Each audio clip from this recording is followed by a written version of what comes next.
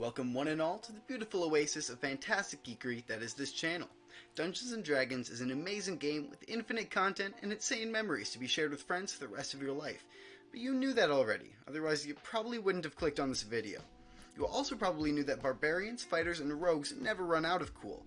However, unlike my soon-to-be unending supply of completely original content, some classes such as wizards run out of geek juice and have to rely on costless baby attacks, known as cantrips, but it's okay, they're usually stronger than melee attacks anyway. Or I guess you could just play a warlock and spam them like all my friends spam smash attacks as Ganondorf. Anyway, welcome to the top 10 cantrips in D&D 5e. Oh yeah, I forgot to say, 10 is the worst in my opinion, and 1 is the best. However, they all made my list, and are all good. Also, if you're mad because I didn't include the godly power of True Strike, please complain in my comment section. The algorithm says hi. Also, as a clarification, didn't put True Strike on the list because it's obviously the best, no questions asked. Anyway, here's the video you clicked on. Get over here! But only a little over here, and only if you feel like it. Well, Thorn Whip allows you to attack a creature who, if they fail a dexterity saving throw, takes 1d6 points of piercing damage and it pulls them 10 feet towards you. On paper, this doesn't seem that good, but if you think that, then you are wrong! Well, not entirely. If your target passes, the spell sucks. But if the spell lands, you could pull people off castle walls, drag them into pools of acid or lava, or pull them into a dungeon trap, both clearing your path and killing the enemy. It's not amazing in every situation, but for its uses, it's extremely effective, which is why it's number 10 on this list. Did the fighter break his sword? Just flex tape it. Did your party cause unparalleled property damage? Flex tape it. Or did you stumble across a ranger and realize how bad it is? Yeah, sorry, not even the power of cantrip flex tape can fix that.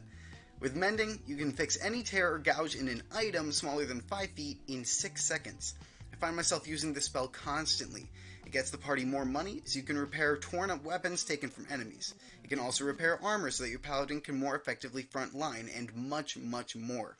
It can physically fix magic items, but can't restore the magic to those items. So this cantrip can only really do one thing, but making sure that none of your equipment ever breaks and getting more money in towns makes this cantrip more than worth taking. Although, this is all the spell can really do, which is why it's a little lower on the list. You. Your daddy lesbian. Oh! This spell allows you to silently communicate with the party without anyone else hearing. It's like table talk, but it's actually legal in-game. Because of this, message excels in stealth operations. You can send a message to someone within 120 feet, and they can respond. The message fails to send if there's a magical silence around you or the target, or there are these materials in the way of your transmission. Like anything with D&D, the spell gets more powerful the more creatively you use it. Have some fun with this. The spell doesn't say that the receiver knows that the spell was cast. Because of this, you can do some absolutely broken and hilarious stuff. If a strict priest is not letting you into a town for your heathenism, send him a message from his god telling him to give you food, shelter, and equipment for the journey ahead. Torment someone with the voices of people they killed. Have fun with it.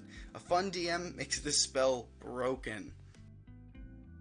With this spell, you can cause rocks to be just as deadly as an anti-vaxxer's crystal collection. Wow, controversy in the first video. Great start! Magic Stone allows you to imbue up to 3 stones with your magic that can then be used as a weapon, as strong as a shortbow or a hand crossbow. The kicker here is that no matter who uses the stones, they get a bonus from your spellcasting modifier, not the stats of the person throwing. The fact that these can be created as a bonus action creates one of the best damage cantrips in the game. As a magic user, you're always armed with your magic, but with this spell you can arm yourself as well as 3 other allies and effectively deal 3d6 plus 3 times your spellcasting ability as a bonus action at level 1.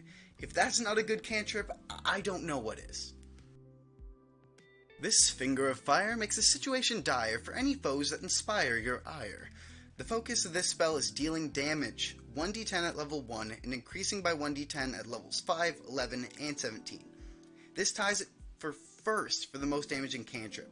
The range of 120 feet and the sheer amount of damage makes this spell incredibly dangerous. The thing that keeps this spell from being higher is the type of damage. Fire is incredibly common in D&D, and so is fire resistance. It's the most resisted damage type in 5e, so a feat such as Elemental Adept may be required. Even with this, the spell is incredibly powerful. It sets things on fire, but so does just about every spell as well as a tinderbox, so that's not that useful. This is what keeps Firebolt out of the top 5. Starting off the top 5 strong is Mage Hand. Using this spell to tap people on the opposite shoulder is not funny, but you should still do it to piss off the barbarian because haha, that's original, haha. This spell allows you to summon a spectral hand that can move up to 30 feet as an action. The ghost hand has a plethora of uses, from setting a grappling hook to carrying cursed items. The limit of this spell lies in a 10-pound carrying capacity and your imagination. So, tie 40 10-pound rocks or knives on the ceiling to be dropped on an enemy's head, or steal a man's coin purse while never leaving your hidey hole. The true strength of this spell lies in 2 mechanics. First, Mage Hand cannot activate magical items. If Aladdin had the spell, taking the ruby wouldn't even have collapsed the Cave of Wonders. The other mechanic is that it can be summoned anywhere within 30 feet of the player. The player does not have to see where the hand is summoned. Because of this, a player with Mage Hand very rarely has to lockpick, because most doors in medieval times were only locked from one side, or they were bar locked. This gives any player access to nearly any room for free. Also, opening the door will not trigger any magical traps because the Mage Hand cannot activate magical items. Stop! Frustrate time. Many people prefer the more damaging Firebolt to Frost Ray, but people who prefer that have small brain like this. Small and smooth, like little boy. Oh no. Moving on. Firebolt's D10s only do an average of 1 more damage per hit than a Frost Ray's D8s, and since fire is resisted more than cold, Firebolt's not even really more effective as an attack spell. On the other hand, Frost Ray does 1d8 damage, but also slows the target's movement by 10 feet for the rest of the round. This spell is amazing, not only for the damage, but also for chase sequences to slow down enemies, and can slow an onslaught of enemies coming for a squishy backline. This spell is the cooler cousin of the Firebolt. Get it? Cooler. Before I get to the top 3, I wanted to give some honorable mentions to some cantrips that are amazingly useful, but didn't quite make the top 10. Shillelagh is incredibly useful for melee druid builds and bypasses magic resistance, but it doesn't have quite the variability that I'm looking for the top 10. It's only truly amazing if a build is focused around it. Friends allows people to get advantage on intimidate, persuasion, and deception checks on the creature for a minute, but the person becomes hostile after the spell's duration. Just use help actions. Some teamwork can create the same benefits with none of the downsides. The spell is mainly used to be extremely intimidating for information, but it's not good enough to make the list. Guidance is great, but wasn't good enough to make the list because it's invalidated by Bardic Inspiration and help actions. We all know that Vicious Mockery is the best spell in our hearts. Yelling, "Don't miss!" at the BBAG and causing him to whiff their killing blow on the fighter is the kind of moment that I live for as a player. The numerical advantages just weren't quite enough to make the list, but in our hearts, killing an enemy by telling them that you screwed their mom is absolutely gold. Bonus points if your Bardic Charm made it true. Also, Chill Touch is great and honestly deserves a place on the list. However, my hate towards this spell because of the encounters that it ruined caused me to omit it. Without further ado, here's the top 3. Cover, hiding, screaming, crying. Your DM can't hate you just for trying. Oh well, that's a lie. Don't overuse the spell or your DM will get extremely upset with you. There are strict limitations on what this spell can do, and for good reason. With Minor Illusion, you can cover a pit trap, create a tiny illusory wall to hide in a cubby, or create a sound as loud as a scream. This is useful for stealth, trap setting, and distracting enemies, as well as anything else that you could possibly think of. Just make sure that you do not exceed the 5-foot cubic area limit, and you'll do great. Pew, pew, pew! At first glance, Eldritch Blast looks like a clone of Firebolt. They both have the same range and damage dice. The difference is that Eldritch Blast is force damage, while Firebolt is, fire. Unlike fire damage, force is the least commonly resisted damage type in the game. Also, there's an entire class out there that is dedicated to customizing and empowering your blast.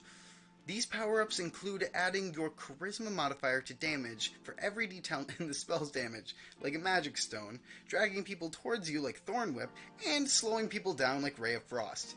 These are only a few of the options which make this spell by far the best damaging cantrip in the game.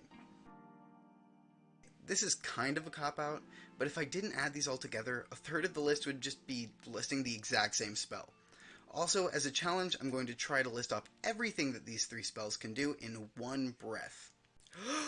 For Druidcraft, you can predict the weather for the next day, make a plant bloom, create a puff of wind or other effect in 5-foot cube, and light a fire. For Thaumaturgy, you can Gandalf voice, Gandalf intimidate, shake the ground, make a sound, cause a window to fly open or slam shut, and change the appearance of your eyes for 1 minute. For Edge Factor, lastly, because I'm running out of breath, Prestidigitation can also create a sensory effect, light a fire, clean or soil an object, chill, warm, or flavor food, paint a wall, or make an illusory image the size of your hand.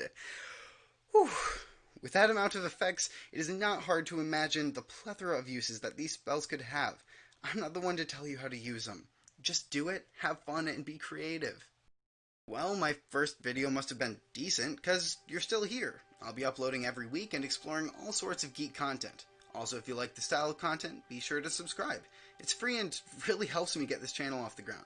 Post your favorite cantrip below, or tell me if you disagree with the choices in this video. Hey, it's the off-script version of me. Thank you so much for watching the video. I don't have anything for you to click on yet, but hopefully soon there'll be some links to more of my content. Thank you for helping me get this channel off the ground. It should be a great community for you guys. Most importantly, more than anything, stay nerdy. Have a great day.